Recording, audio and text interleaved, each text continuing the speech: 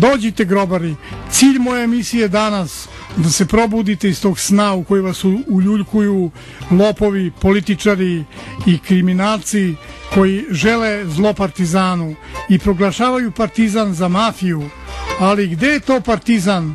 Gde je to Partizan napravio grešku? Pitao si me za kladionice, da li znam šta je sa kladionicama? Znaš šta, kladionice žive od toga i one su jako dobro informisane. Ja mislim da su kladionice pred utakmicu sa Pentak Tikvom znale da je Pentak Tikva bolja nego što smo mi mislili i znali su da je Partizan u haosu posle poraza od Art Medije, nezaslužnog do duše, ali šta da se radi. I oni su namerno prema tome pravili svoje ili skidali tu utakmicu i nisu pogrešili, jer mogli su da od dobrih poznavalaca zarade dobre pare.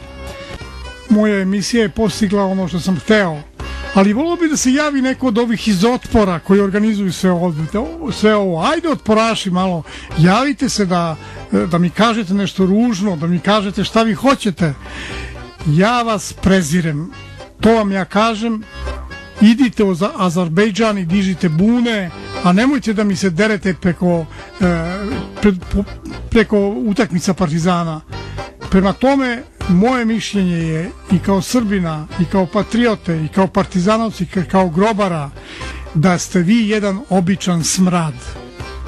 Dakle, ja nisam nazvao navijače Partizana ni optorašima, ni cepterovcima, ali vam kažem da ljudi vide neki svoju šansu, neki finansijske razloge, neki političke razloge, da se ubacuju u ovaj težak trenutak Partizana koji će Partizan normalno preboleti. I to sam teo da kažem, ne da si ti otporaš, naprotiv, ja baš zovem otporaše, ajde javite se miševi da vas ja čujem. Zato što u tim kladionicama od kojih žive i mafijaši, možda i pošteni ljudi, bolje poznaju možda fudbal i prate nego što to pratimo ti i ja. I oni su procenili da je Partizan sada u teškom trenutku i da bi Art Medija mogla tu Pentak Tikva mogla nešto da uradi. A Pentak Tikva, ona je slabija od Partizana, ja to znam. A ne mislite da su možda procenili da je ta utakmica nameštena pa su je zato povukli? Znači nego ovu naciju ovdje... Ja vas uopšte ne ubeđujem. Ako veruješ, brate, da je prodato, nemam ništa protiv. Piše u novinama da smo dobili 6 miliona evra. Pa kome će Jevreji da daju 6 miliona evra za fudbalsku utakmicu, jedan klub koji je dobar klub i u njihovim razmerama, a ja se nadam da će u Evropi biti tvrdorak mnogima. Pa što pravite nered? Ko pravi nered?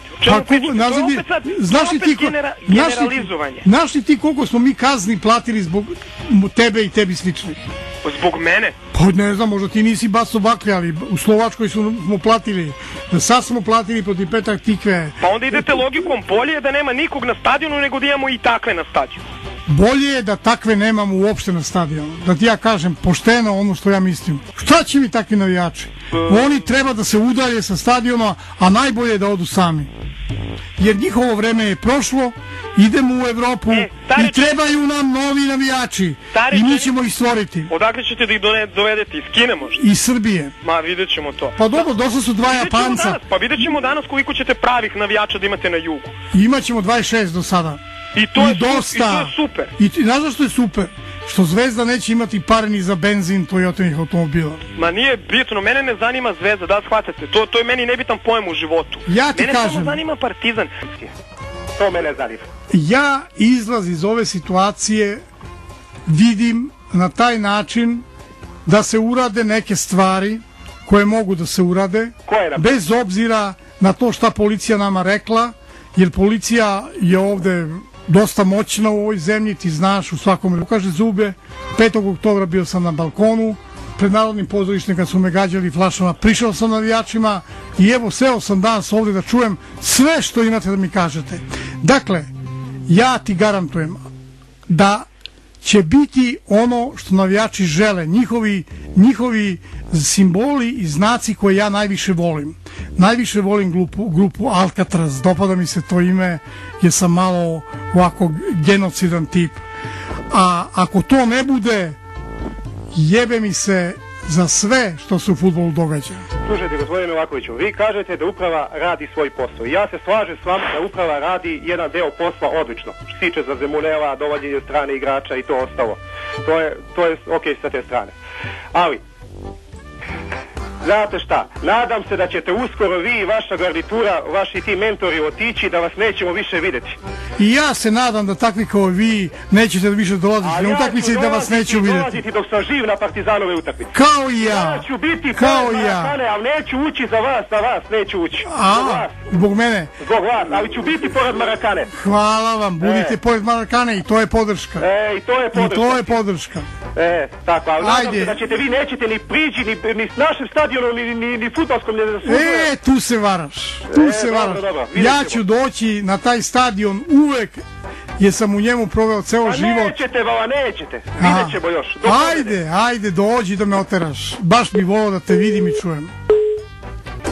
Ja mislim da je to korektno, mislim, ovo što pričam sad, da li hoće neko to da razume. Ja to poštujem. Imaš li neki savjet da nam daš? Savjet, ne, ja to opet kažem, znači imamo najbolje navijače na svetu, ne u zemlji, ne u Evropi, nego u svetu, najbolje navijače imamo. Nađite neki kompromis sa tim navijačima, nađite neki kompromis.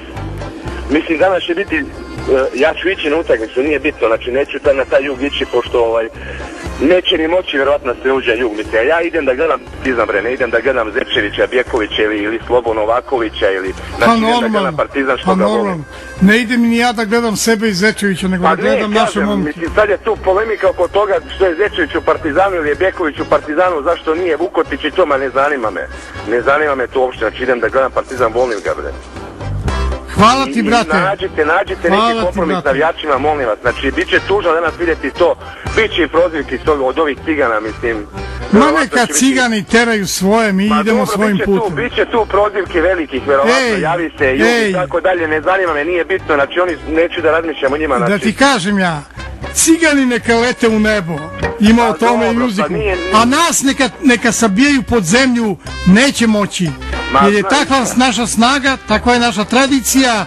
I ja sam žao mi je što se nisu javljali ovi otporaši koji sve ovo najvećim delom organizuju, pa bi im ja rekao ono što o njima mislim.